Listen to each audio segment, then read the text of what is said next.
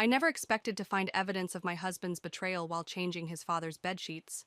But there it was, Douglas's phone lighting up with a message from someone saved as CB, saying, "Missing you already, can't wait for tonight." My name is Holly, and for the past 8 months, I've been the primary caregiver for my father-in-law, Leon. He's dying of pancreatic cancer, and we moved him into our guest room so I could give him the round-the-clock care he needs. Douglas claimed his work schedule was too demanding to help, but somehow he found time for other activities. "Holly, dear?" Leon's weak voice called from the bed. "Is everything all right? You've been staring at that phone for quite a while?" I quickly placed Douglas's phone back on the nightstand, forcing a smile. "Everything's fine, Leon. Just got lost in thought. How about some fresh water?" "You're a terrible liar," Leon chuckled, then winced from the pain. "But you're the kindest soul I know. Douglas never deserved you." I adjusted his pillows, pretending I hadn't heard that last part. "The hospice nurse will be here in an hour. Would you like to rest until then?" "What I'd like is for you to sit and talk with me." He patted the edge of the bed. "Tell me what's troubling you." I sat down, my hands fidgeting with his blanket. "Douglas hasn't been home before midnight all week. He says it's work, but—" "But you're not stupid," Leon finished for me, "and neither am I." Just then my phone buzzed. It was Olivia. "Coffee emergency. Need to see you ASAP." "Go," Leon insisted before I could decline. "Ethan's at school and the nurse will be here soon. I'm not going anywhere." "Are you sure?" "Positive. Besides, you need someone to talk to who isn't an old man stuck in bed." 20 minutes later, I was sitting across from Olivia at our usual cafe. Her eyes widened as I showed her the message I'd found. "That's Snake," she hissed. "Have you confronted him?" "Not yet. I need to be smart about this, especially with Leon's condition and Ethan to think about." Speaking of Ethan, where is my favorite 7-year-old today? School field trip to the Science Museum. He was so excited this morning, wouldn't stop talking about the dinosaur exhibit. Olivia reached across the table and squeezed my hand. "Holly, you need to document everything. Messages, late nights, any suspicious charges on shared accounts. My cousin Kenneth is a divorce attorney." "Divorce? I haven't even confronted Douglas yet." "And you shouldn't, not until you're prepared. Men like Douglas, they don't just have affairs, they plan exits. Trust me, I've seen this before." My phone buzzed again. The hospice nurse was running late. I needed to get back to Leon. "Think about it," Olivia insisted as we hugged goodbye. "I'll send you Kenneth's number, just in case." When I returned home, I found Leon watching old family videos on the small TV in his room. On screen, a 5-year-old Ethan was opening Christmas presents while Douglas recorded, his voice warm with genuine love and pride. "He was a good father then," Leon commented. "Before the promotion, before the money went to his head." I busied myself organizing Leon's medications. "He's still a good father." "Is he? When was the last time he attended one of Ethan's soccer games? Or helped with homework?" Before I could answer, we heard the front door open. Douglas's voice carried up the stairs. "Holly, are you home?" "Up here!" I called back, my heart racing as I remembered the message on his phone. Douglas appeared in the doorway, looking irritated. "Why aren't you answering your phone? I've been trying to reach you." "I was getting coffee with Olivia. Is everything okay?" "I need you to pick up Ethan today. I have an important client dinner." Leon cleared his throat. "On a Tuesday? Must be some client." Douglas shot his father a cold look. "Some of us still have to work, Dad." I stepped between them, diffusing the tension. "Of course I'll pick up Ethan. He'll want to tell me all about the dinosaurs anyway." As Douglas turned to leave, Leon called out, "Son, when you have a minute, we need to discuss some changes I'm making to my will." Douglas paused, his back stiffening. "Whatever you want, Dad. We can talk later." After he left, Leon motioned me closer. "Holly, there's something you need to know. Something that might help you when the time comes." "When what time comes?" "When Douglas shows his true colors. And trust me, dear, that time is coming sooner than you think."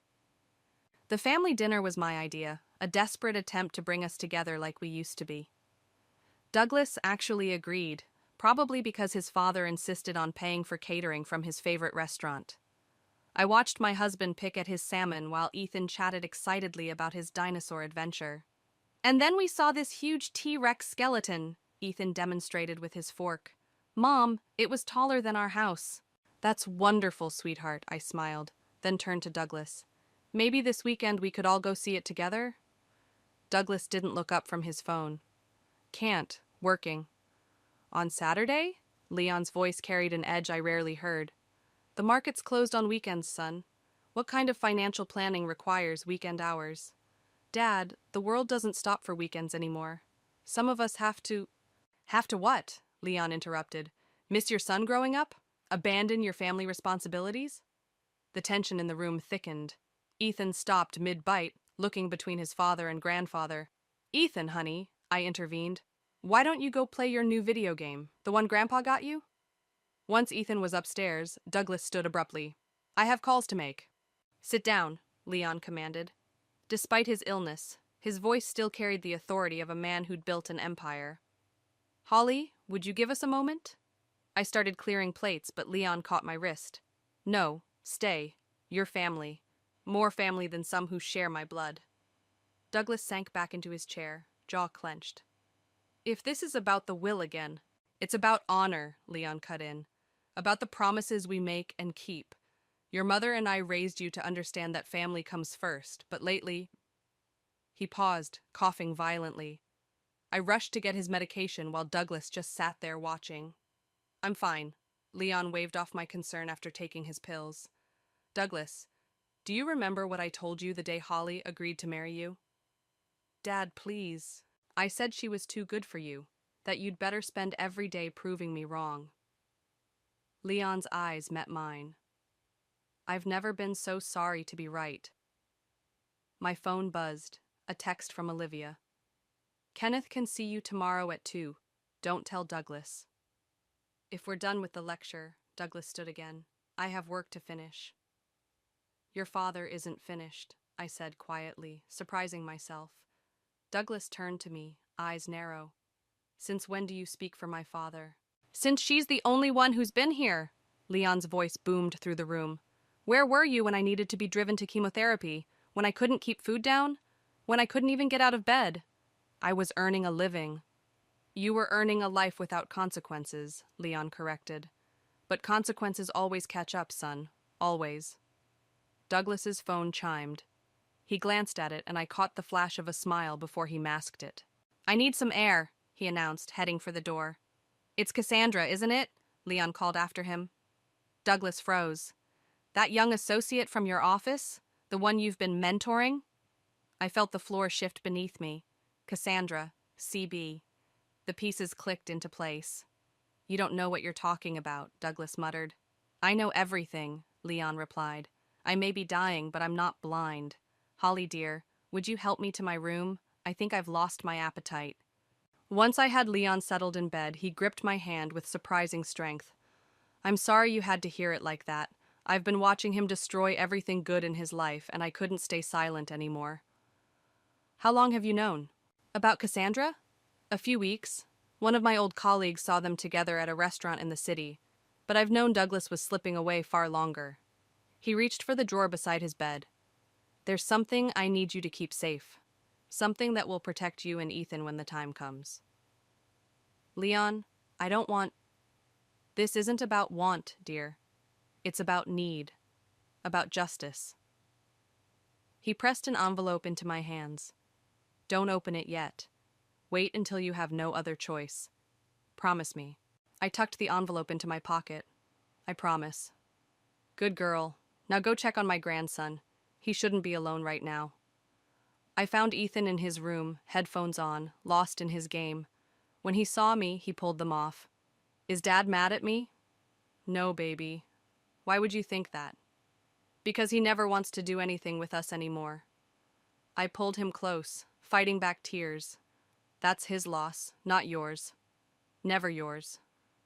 Over his head, I heard the front door slam, Douglas leaving again, probably to meet Cassandra. But for the first time, I didn't feel hurt or angry. I felt ready.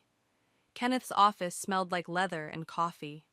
Olivia sat beside me as her cousin reviewed the documentation I'd gathered.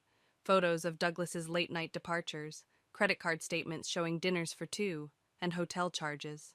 "This is good," Kenneth nodded, "but we need more. Has your father-in-law made any official statements about his estate?"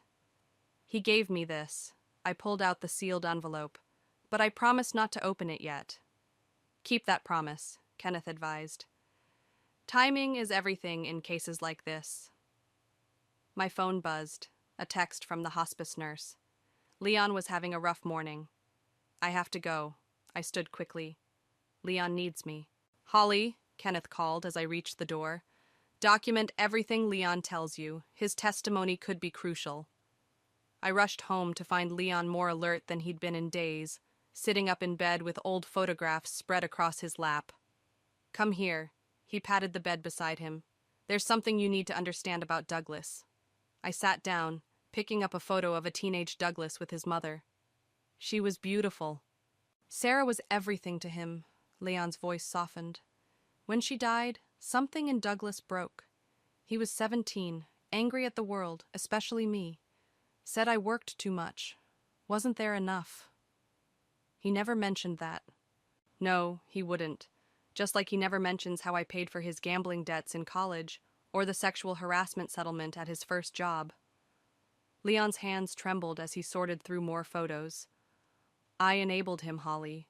Cleaned up his messes, hoping he'd learn. Instead, he just got better at hiding his mistakes. A coughing fit seized him. I helped him sip water until it passed. "The company," he continued. "I never wanted him to have control. Sarah made me promise to protect our legacy, to ensure it would help people, not just make money. Douglas. He'd destroy everything we built." "Is that what the envelope is about?" Leon nodded. "Partly. I've arranged for the board to retain control. Douglas will have a position, but no authority to make major decisions." He gripped my hand. "The rest is for you and Ethan. I've seen how Douglas handles money. He'd burn through Ethan's inheritance in years." My phone buzzed again. Douglas, demanding to know where I was. I ignored it. "There's more," Leon continued. "The harassment case. The woman signed an NDA, but I kept copies of everything. Douglas doesn't know. If he tries to take Ethan from you..." "I'd never use that," I protested. "It would destroy him." "Sometimes people need to be destroyed before they can rebuild." Leon's eyes were fierce. "Promise me you'll protect my grandson, whatever it takes." Before I could respond, we heard the front door slam. "Holly!" Douglas's voice boomed from downstairs. "Where are you?" "Up here," I called back, quickly helping Leon gather the photos. Douglas burst into the room, face flushed. "Why aren't you answering your phone? And why were you at a lawyer's office?" "You had me followed?" "Answer the question." Leon's hand found mine. "Lower your voice in my room, son. Stay out of this, Dad. Holly, if you're planning what I think you're planning..." "You'll what?" I stood, surprising myself with my calm. "What will you do, Douglas? Tell everyone what a terrible wife I am while you're out with Cassandra." He stepped back like I'd slapped him. "Who told you?" "I did," Leon interrupted. "And I'll tell the whole world if you don't start behaving like the man I tried to raise you to be." Douglas's face darkened. "You're dying, Dad. You don't get to control me anymore." "No," Leon agreed. "But I get to protect what matters. Now get out of my room." After Douglas stormed out, I sank back onto the bed, shaking. "Well done," Leon squeezed my hand. "The first step is always the hardest." "He'll try to take Ethan," my voice cracked. "He'll use his money, his connections." "He'll try," Leon agreed. "But money isn't everything, dear. Truth is stronger than gold." He reached for his bedside drawer again. "There's one more thing you need to see." He pulled out another envelope, this one already opened. "These are copies of documents proving Douglas has been embezzling from the company. Small amounts, well hidden, but enough to ruin him if exposed. Keep them with the other envelope." "Leon, I can't..." "You can and you will. Not for revenge, but for justice. For Ethan." He pressed the envelope into my hands. "Sometimes the kindest thing we can do is let someone face the consequences of their actions." I tucked both envelopes into my bag just as my phone buzzed with a text from Olivia. "Douglas just called Kenneth's office. threatening to sue. It's starting. Good, Leon said when I showed him the message. Let him show his hand first. The higher he builds his house of cards, the harder it will fall. The divorce papers arrived on a Tuesday morning, right after I'd helped Leon with his breakfast. The courier looked apologetic as I signed for them, like he knew he was delivering a bomb wrapped in legal paperwork. Mom, Ethan called from the kitchen. Can you help me with my science project? Just a minute, honey. I tucked the envelope under my arm and found him surrounded by construction paper and glue sticks. I'm making a solar system. He held up a wobbly paper Saturn. Dad promised to help, but he's busy, I finished, swallowing the lump in my throat. Tell you what, let me make a quick call and then we'll make this the best solar system ever. I stepped into the hallway and called Kenneth. He's requesting full custody, Kenneth said after I described the papers. Claims your dedication to Leon's care has made you neglectful of Ethan's needs. Neglectful? My voice cracked. I'm the only one who's here, who takes him to school, helps with homework, goes to every soccer game. I know, we'll fight this. But Holly, there's something else. Leon passed away an hour ago. The world tilted sideways. What? No, I just gave him breakfast. He was fine. The hospice called Douglas first. I'm sorry you had to hear it from me. I slid down the wall, papers scattering across the floor. Does Ethan know? Douglas is on his way to tell him. Holly, listen carefully. Don't leave the house. Douglas's lawyer will try to claim you fled with Ethan. Stay put. Document everything. The front door opened. Douglas walked in, followed by a young woman in a sleek business suit, Cassandra. My husband had brought his mistress to tell our son about his grandfather's death. Daddy! Ethan ran to hug him. Douglas patted his head absently. Son, we need to talk. Douglas glanced at me. Privately. Anything you need to tell him, you can say in front of me. I stood my ground. Fine. Douglas knelt before Ethan. Grandpa Leon went to heaven this morning. He's not suffering anymore. Ethan's face crumpled. But I didn't say goodbye. You saw him at breakfast, I reminded him gently. Remember? He helped you practice spelling. Actually, Cassandra stepped forward. Douglas and I thought it might be good for Ethan to spend some time at our new apartment. Help him process everything. Your apartment? I turned to Douglas. You moved in with her? Holly, don't make this difficult, Douglas warned. The papers have been served. This is happening. Ethan looked between us, confused and frightened. Mom? Go pack your backpack, honey. I kept my voice steady. But only your backpack. You're coming back home tonight. The hell he is, Douglas growled after Ethan left. My lawyer's already filed for emergency custody. Based on what grounds? Based on your obsession with my father's care affecting our son's welfare, Cassandra answered smoothly. Plus your recent erratic behavior, consulting divorce attorneys behind Douglas's back. I laughed, surprising them both. You really don't know what's in those envelopes, do you? What envelopes? Douglas demanded. The ones Leon left me. The ones that detail everything. The embezzlement, the harassment settlement, all of it. Douglas's face paled. You're bluffing. Am I? Should we open them and find out? Maybe share them with the board members at tomorrow's emergency meeting? There's no emergency meeting, Douglas scoffed. My phone buzzed. An email from the board secretary, copying me on the meeting notice. I held it up for Douglas to see. Leon made some changes before he died, I explained. Big changes. Changes that affect both the company and his personal estate. Cassandra touched Douglas's arm. She's trying to manipulate you. Don't listen. No, I corrected her. I'm trying to protect my son. Douglas, you have one chance to do this right. One chance to be the father Ethan deserves. Walk away now, and what's in these envelopes stays private. You're threatening me? With my own father's death not even cold? I'm offering you a choice, more than you gave me. Ethan came back downstairs, backpack clutched to his chest. I'm ready. Douglas reached for him, but I stepped between them. Not tonight. Tonight we grieve as a family, the family Leon loved. Tomorrow our lawyers can sort out the rest. This isn't over, Douglas snarled, but I saw the fear in his eyes. No, I agreed, but it will be soon. And Douglas, Leon knew everything, every lie, every betrayal. That's why he trusted me with the truth, and with Ethan's future. After they left, I held Ethan while he cried for his grandfather. My phone kept buzzing. Olivia, Kenneth, the hospice, the funeral home. But for now, nothing mattered except the little boy in my arms and the promise I'd made to a dying man who'd loved him more than money or power. Tomorrow would bring its own battles. Tonight was for remembering and preparing for what came next. The courtroom felt smaller than I expected. Douglas sat across the aisle with Cassandra and his lawyer, both of them wearing matching charcoal suits like they'd coordinated their wardrobes. Olivia squeezed my hand as the judge entered. "All rise," the bailiff called out.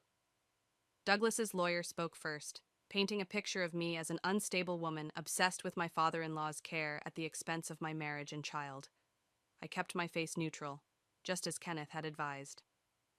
"Your Honor," Douglas's lawyer continued, "Mr. Kennedy is a respected financial executive who can provide the stable home environment his son needs during this difficult transition." "Stable?" Kenneth stood. "Is that what we're calling moving in with a mistress while your father is dying?" "Objection!" Douglas's lawyer shot up. "Counsel is attempting to prejudice the court with irrelevant personal matters." "Overruled," the judge leaned forward. "I believe the defendant's living situation is quite relevant to the child's welfare." Douglas took the stand next, his voice practiced and smooth. "I love my son, Your Honor. Holly's been distracted. Ethan needs structure, attention. Just last week, she missed his soccer game because she was meeting with lawyers." "That's a lie." I couldn't help myself. Kenneth touched my arm, warning me to stay quiet. "Mrs. Kennedy," the judge turned to me, "would you like to address these allegations?" I stood, hands trembling, but voice steady. "Yes, Your Honor. I have documentation of every soccer game, school event, and doctor's appointment I've attended, alone, for the past year. I also have evidence of Mr. Kennedy's absences, including credit card statements showing where he actually was during those times." Douglas's lawyer jumped up again. "Your Honor, these unsubstantiated accusations are fully substantiated," Kenneth interrupted, producing a thick folder, "including signed statements from Ethan's teachers, coach, and the hospice nurses who witnessed Mr. Kennedy's absence during his own father's illness." The judge reviewed the documents while Douglas shifted uncomfortably in his seat. Cassandra whispered something in his ear, but he shook her off. "Mr. Kennedy," the judge looked up, "can you explain these hotel charges on nights you claim to be working late?" That is... Douglas loosened his tie. "My work requires travel. 2 hotels 20 minutes from your office?"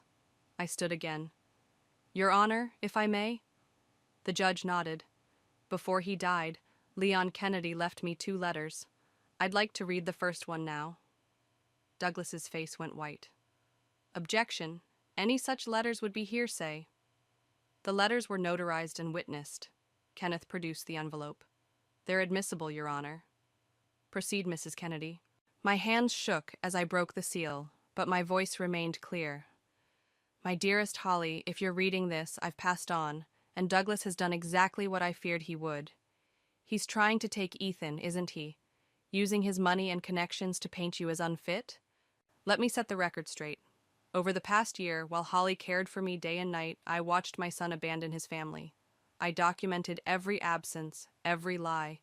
The attached records show Douglas embezzled company funds to finance his affair with Cassandra Burns, a fact the board will be very interested to learn. But more importantly, I've witnessed Holly's dedication to my grandson. While Douglas missed soccer games for secret rendezvous, Holly was there. While he spent thousands at hotels with his mistress, Holly helped with homework and nursed me through my darkest days. I'm leaving control of the company to the board, not Douglas. And my personal estate, including this house, goes to Holly in trust for Ethan. Douglas forfeited his inheritance the moment he betrayed his family's trust. Love, always and forever, Leon Kennedy. The courtroom fell silent. Douglas's lawyer frantically whispered in his ear while Cassandra stared at the floor. "Your Honor," Kenneth stood, "we have the second letter as well, containing detailed financial records." "That won't be necessary," Douglas interrupted, standing abruptly. I withdraw my petition for custody. Mr. Kennedy, the judge's voice was sharp, are you sure this decision is final? Douglas wouldn't meet my eyes. Holly can have primary custody. I just want reasonable visitation. Mrs. Kennedy, the judge turned to me. Do you agree to reasonable visitation rights? I thought of Ethan, of how much he still loved his father despite everything. Yes, Your Honor. Supervised visits, at least initially. So ordered. The gavel struck with finality. Court adjourned. As we left the courtroom, Douglas caught my arm. The second letter. What's in it? Insurance, I replied quietly. Stay clean, be a better father, and you'll never have to find out. Olivia hugged me as we walked out into the sunlight. You did it! No, I smiled, thinking of Leon. We did it. All of us. My phone buzzed. A text from the babysitter. Ethan's asking when you'll be home. Soon, I typed back. Tell him everything's going to be okay now. And for the first time in months, I truly believed it would be. The board meeting started exactly 1 hour after the court session ended. I sat in Leon's old chair at the head of the table, the second envelope heavy in my hands. Douglas slouched in his seat across from me, his usual confidence shattered. Before we begin, I addressed the room of stern-faced executives. I want to read something Leon prepared for this moment. This is ridiculous, Douglas stood up. She has no authority here. Actually, Kenneth stepped forward, placing a document on the table. As trustee of Leon's estate and temporary custodian of his voting shares, she has every authority. The board members murmured amongst themselves as I broke the seal on the second envelope. Douglas sank back into his chair, loosening his tie. My fellow board members, I read Leon's words clearly. If you're hearing this, I've passed on, and my son has likely made a mess of things. The documents attached to this letter will show systematic embezzlement through a series of shell companies, all traced back to Douglas's personal accounts. That's a lie! Douglas slammed his fist on the table. The evidence is quite detailed. Kenneth began distributing copies of bank statements and transaction records. Your father was thorough in his investigation. I continued reading. But this isn't just about money. This company was built on trust, integrity, and family values. My late wife Sarah and I created something meant to last generations, to serve our community. Douglas has betrayed not just his family, but everything this company stands for. The board members flipped through the documents, their faces growing darker with each page. Mr. Kennedy, the senior board member finally spoke, these transactions, they're quite substantial. I can explain, Douglas started, but his voice cracked. Please do, another board member challenged. Explain the offshore accounts, the falsified expense reports, the unauthorized bonuses to certain employees. His eyes flicked to where Cassandra sat in the corner, her face ashen. I kept reading. I'm not asking you to destroy my son. I'm asking you to save him from himself. Strip him of his executive position. Remove his voting rights. Let him earn back his place through honest work, if he's capable. This is all her fault, Douglas pointed at me. She manipulated my father when he was sick, turned him against me. Your father wasn't manipulated, Kenneth produced another document. He had 3 separate psychiatric evaluations confirming his mental competency when he made these decisions. The board needs to vote, the senior member announced. All in favor of removing Douglas Kennedy from his executive position and suspending his voting rights, pending a full investigation. Hands rose around the table. Douglas watched his empire crumble, one vote at a time. This isn't over, he threatened. Standing so abruptly his chair toppled backward. Actually, I spoke softly, it is. But you still have a chance to be part of Ethan's life. That's what Leon wanted, for you to remember what really matters. Don't you dare speak for my father. Then let him speak for himself. I turned to the final page. Douglas, my son, if you're hearing this, you've lost everything you thought mattered.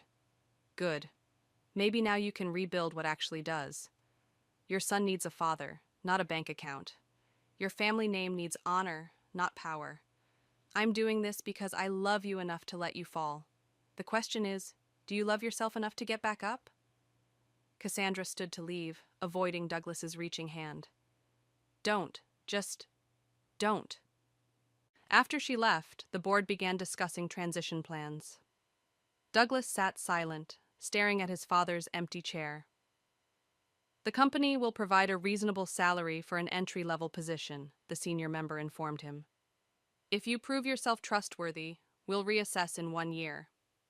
Entry-level? Douglas laughed bitterly. I built half this company.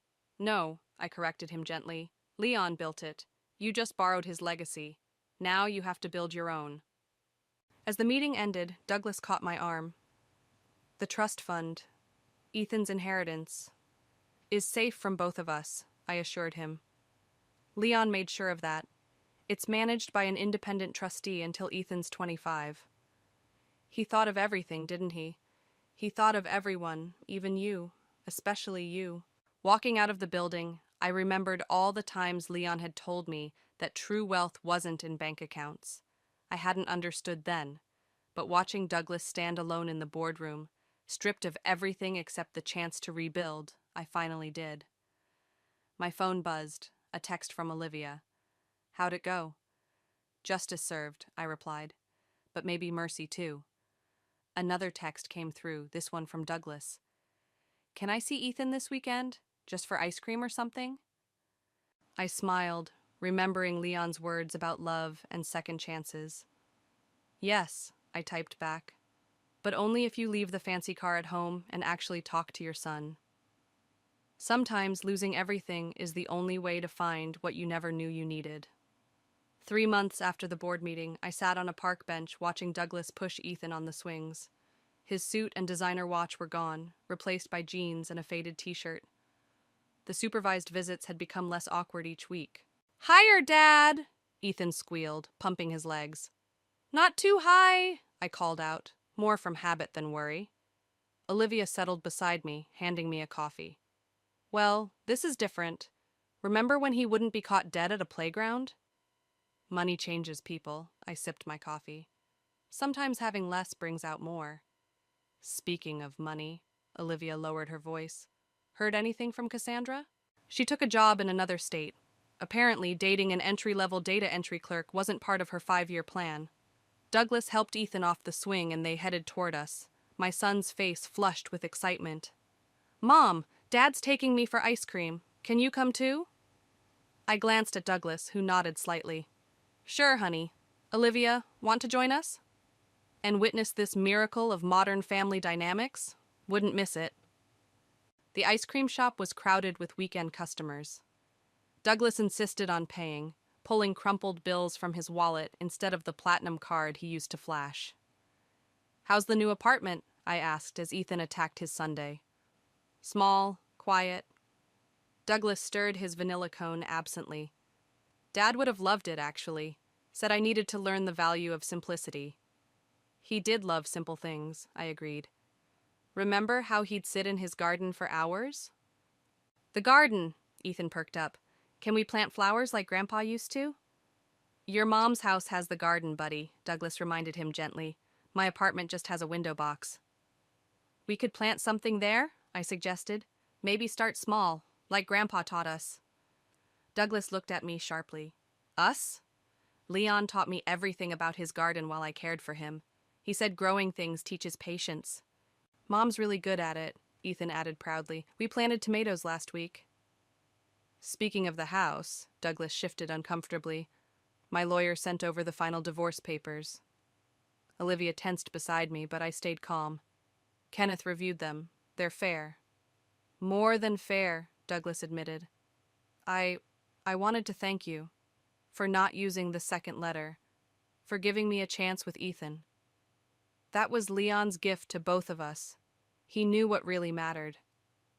Ethan, oblivious to the adult undertones, launched into a story about his science project. Douglas listened intently, asking questions, fully present in a way he hadn't been in years. Later, as Douglas walked us to the car, his phone rang. He checked it and grimaced. Everything okay? I asked. Just work. The data entry position, it's not exactly thrilling. But it's honest, I reminded him. That matters to the board, to Ethan. And to you? What matters to me is that our son has a father he can be proud of. Douglas knelt to hug Ethan goodbye. See you next weekend, buddy. Maybe we can start that window garden. After he left, Olivia shook her head in amazement. If someone had told me 3 months ago that Douglas would be planning container gardening, people can surprise you. I watched him walk away, his shoulders straighter despite everything he'd lost. Sometimes they even surprise themselves. Mom? Ethan tugged my sleeve. Is Dad going to be okay? I think so, honey. He's learning what Grandpa tried to teach him all along. That evening, after Ethan was in bed, I found myself in Leon's garden. The tomato plants were thriving, just as he said they would. My phone buzzed with a text from Douglas. Thank you for today. Dad would have liked it. I typed back.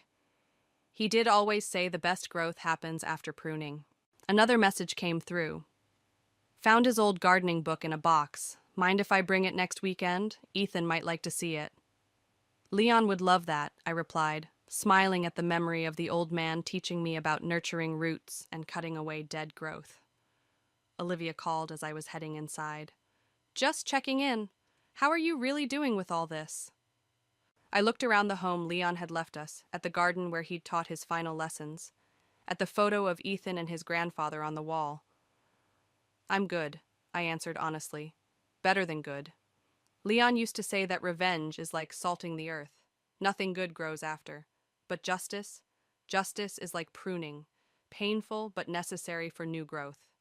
And Douglas is finally growing in the right direction. That's all Leon ever wanted, all any of us wanted. The stars were bright overhead, the garden peaceful in the gathering dusk. Somewhere across town, in a small apartment with a window box, a father was planning to plant seeds with his son. Sometimes, I realized, the best revenge is simply letting go and watching truth take root on its own. The autumn wind scattered leaves across Leon's headstone as I placed fresh flowers beside it. Ethan carefully arranged the small potted plant he'd grown in his father's window box. Do you think Grandpa would like it? He asked, adjusting the miniature roses. He'd love it, I assured him. Remember how he always said roses were the most honest flowers? Because they have thorns? Douglas approached, carrying his own bouquet. Mind if I join you? Ethan hugged his father while I made space for Douglas's flowers. The board meeting that morning had been interesting. Douglas's first presentation since starting in the company's community outreach program. The shelter project was approved, Douglas said quietly, kneeling to brush leaves from his father's name. Full funding for the next 5 years. Leon would be proud. I touched the headstone. It's exactly the kind of project he always wanted the company to support. Mom helped Dad with the presentation, Ethan announced proudly. I heard them practicing on the phone. Douglas smiled, a real smile, not the polished one he used to wear. Your mom knows how to make things grow, even presentations about homeless shelters. Speaking of growing things, I pulled an envelope from my bag. Kenneth dropped this off yesterday, the paperwork for the Garden Foundation. The Leon Kennedy Memorial Gardens would provide green spaces and gardening education in low-income neighborhoods. It was Douglas's idea, born from memories of his father's patient lessons. Will you help? He asked, taking the envelope. The foundation needs a director who understands both gardens and people. I'd like that, I nodded. Ethan's already volunteered to teach kids about composting. Just like Grandpa taught me, Ethan beamed. Dad's learning too. His window box has 3 kinds of flowers now. And only 2 have died, Douglas laughed. Progress, right? We stood together, watching Ethan arrange pebbles around the potted rose. The company logo on Douglas's cheap polyester shirt caught the sunlight. He'd worked his way up to junior outreach coordinator, earning every step. I found some of Dad's old journals, Douglas said softly. He wrote about you, about how you reminded him of Mom. Said you both saw the good in people, even when they couldn't see it themselves.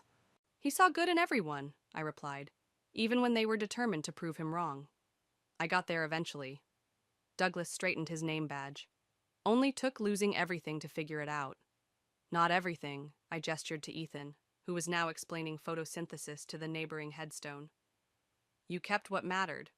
My phone buzzed, Olivia reminding me about dinner. She'd started dating Kenneth, another of Leon's subtle manipulations from beyond the grave. The foundation meeting's next week, Douglas said. Maybe we could grab coffee after, talk about the curriculum for the children's program. I'd like that. I touched Leon's headstone one last time. Your father always said the best gardens need different kinds of flowers. And good soil, Douglas added. And patience. And love, Ethan chimed in, rejoining us. Grandpa said that's the most important part. Walking back to our cars, I watched Douglas help Ethan tie his shoelace, taking time instead of rushing. The expensive watch was gone, replaced by a simple one that kept better time. Mom, Ethan asked as we reached the parking lot, can we stop by Dad's apartment? I want to check on the new seeds we planted. Sure, honey. I looked at Douglas. If that's okay? He nodded, keys jingling in his hand. I made cookies. Well, tried to make cookies. They're a little burnt, but just like Grandpa's, Ethan laughed. He always forgot them in the oven. As we drove through the city, past the lot where the first memorial garden would grow, I thought about Leon's last words to me. Sometimes the greatest act of love is letting people find their own way back. Douglas's apartment was small but bright, the window box bursting with late-blooming flowers. Ethan ran to check his seeds while Douglas served slightly blackened cookies on mismatched plates. The board's considering me for a promotion, he said, watching Ethan water the plants. Assistant Director of Community Programs. You've earned it, I said sincerely. Every step. Thanks to you for not using that second letter, for giving me a chance to grow up. Thanks to Leon, I corrected. He knew exactly what he was doing, planting all those seeds. Outside, the autumn sun warmed the little window garden, promising growth through another season. Inside, father and son discussed soil composition while sharing burnt cookies, building something new from the ashes of what was lost. Some things, I realized, have to break apart before they can grow back stronger. Leon knew that all along. He'd planned this garden years ago, planting hope in the most unlikely soil, waiting patiently for spring.